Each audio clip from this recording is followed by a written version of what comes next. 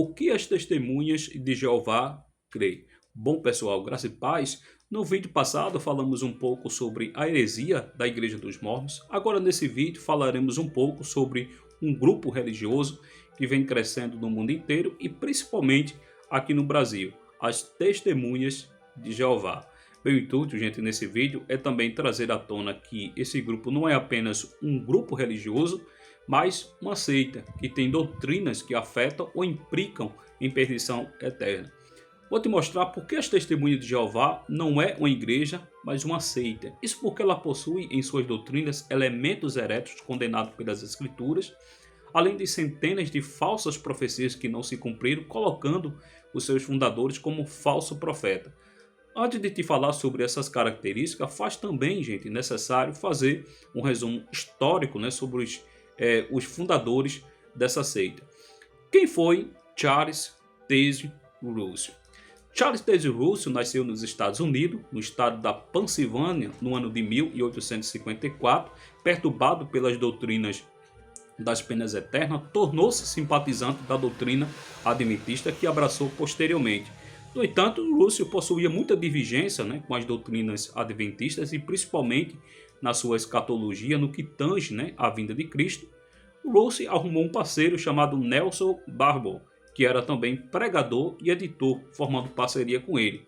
Após uma divergência doutrinária quanto à expiação de Cristo, os dois acabam tornando rumos diferentes. Um ano depois, Russell lança os fundamentos, né, do seu movimento, inicialmente com os nomes Torre de Vigia de Sião e Arauto da Presença de Cristo. Outro detalhe importante sobre Russell é que ele vivia em constante conflito com as autoridades e tribunais da época, além de censurar várias igrejas de sua época, colocando todas as igrejas como porta-voz do engano ou como instrumento do próprio diabo. Ele escreveu um livro, né, chamado Estudo nas Escrituras, que ousadamente dizia a ele que seria melhor que lesse o livro dele do que a própria Bíblia. Russell foi um homem de fato, né, de mau procedimento. Casou-se em 1879 várias vezes, foi levado também ao tribunal por sua esposa em face dos maus tratos, né, que ela mesma sofria. Ela não suportou o sofrimento e abandonou em 1887, mas teve seu divórcio em 1913. Isso sem falar dos vários escândalos financeiros. Charles Taze Russell morreu em 9 de novembro de 1916, sendo substituído por um juiz chamado Joseph Frank Rutherford. Mas o que é que as Testemunhas de Jeová creem? Primeiro, Bíblia TNM adulterada. Veja, gente, é bastante importante prestar atenção na fonte de cada igreja, porque por meio dela pode ser a raiz de toda atividade herética. Você sabia que a Torre de Vigia, que é basicamente o magistério das Testemunhas de Jeová, mudou, adulterou, moldou a Bíblia Sagrada para que a realidade de suas doutrinas se encaixasse melhor com as suas tradições?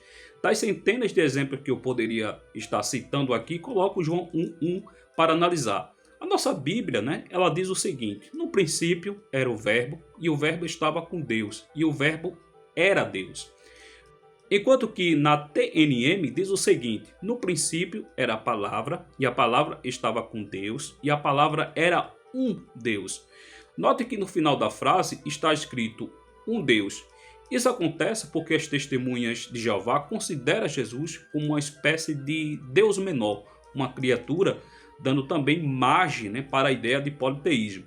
O apologista Raimundo de Oliveira, em seu livro Seitas e Heresia, um sinal dos fins dos tempos, diz que existem 19 versões das traduções dos mais variados textos, mas nenhum aparece essa frase, um Deus. Mas sim, era Deus. A ideia principal é para encaixar suas heresias na palavra de Deus, uma vez que a Bíblia não se encaixa nela. Segundo, eles não crêem na imortalidade da alma. Os Testemunhos de Jeová diz que a alma não sobrevive à morte do corpo. No livro A Verdade que Conduz à Vida Eterna, página 37, diz o seguinte: a Bíblia não diz em uma única vez, em qualquer um dos seus versículos, que a alma humana, né, que a alma animal, seja imortal e morredora, não podendo ser destruída. Ou seja, morreu, desaparece tudo. Como consequência disso, impacta também na doutrina do inferno. Terceiro, não existe inferno eterno. Os testemunhos de Jeová não acreditam que os ímpios passarão a eternidade no inferno. No livro Seja Deus Verdadeiro, ele dá 4 razões que, ao meu ver, são 4 espantalhos. Primeiro, a Bíblia não ensina. Segundo, porque é irracional. Terceiro, é contrário ao amor de Deus. E quarto, é repugnante à justiça de Deus. Mas veja bem, se a eternidade no inferno não é uma realidade, como eles dizem, o céu também não pode ser, uma vez que alguns textos aparecem os dois de maneira paralela ao outro. Veja, gente, Mateus 25, 46, ele diz o seguinte: e irão este para o tormento eterno, mas o justo para a vida eterna. Perceba que os dois estão em paralelo. Daniel 12, versículo 2, ele diz assim: e muitos dos que dormem no pó da terra ressuscitarão, uns para a vida eterna e o outro para a vergonha e desprezo eterno. Veja, se o tormento eterno aqui não é eterno, vida eterna também não. Percebeu a problemática do que é realmente esse tipo de doutrina? A doutrina da Trindade. Os testemunhos de Jeová não crê na doutrina da Trindade pelo fato da Bíblia ensinar que Deus é único. E o termo Trindade não aparece nas Escrituras.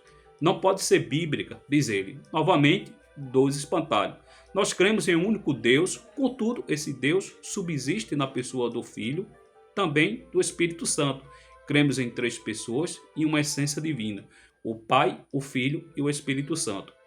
Um outro espantalho é afirmar que o termo Trindade não aparece nas Escrituras. Se isso for o caso, Deus também não pode ser onisciente, onipotente e onipresente, uma vez que tais termos também não aparecem nas Escrituras originais. Quinto e último, Jesus não é Deus, mas um anjo Miguel. Em seu livro Sentinela, de 1 de novembro de 1995, página 8, diz o seguinte: o anjo mais importante, tanto em poder como em autoridade, é o arcanjo Jesus Cristo, também chamado também de Miguel. Há várias razões que não podemos considerar Jesus como um anjo e nem tampouco como Miguel. Vamos lá. Primeiro, a distinção de Jesus e Miguel na Bíblia. Primeiro, Jesus é Deus, Miguel é anjo.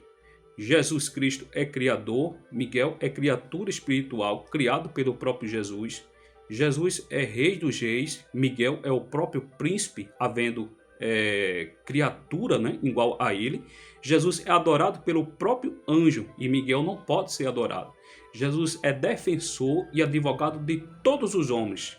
Miguel é especificamente defensor do povo judeu. Bom, pessoal, por hoje é só. Não se esqueça de avaliar, se possível comentar, compartilhe esse vídeo. Fazendo isso, você estará também disseminando o Evangelho comigo.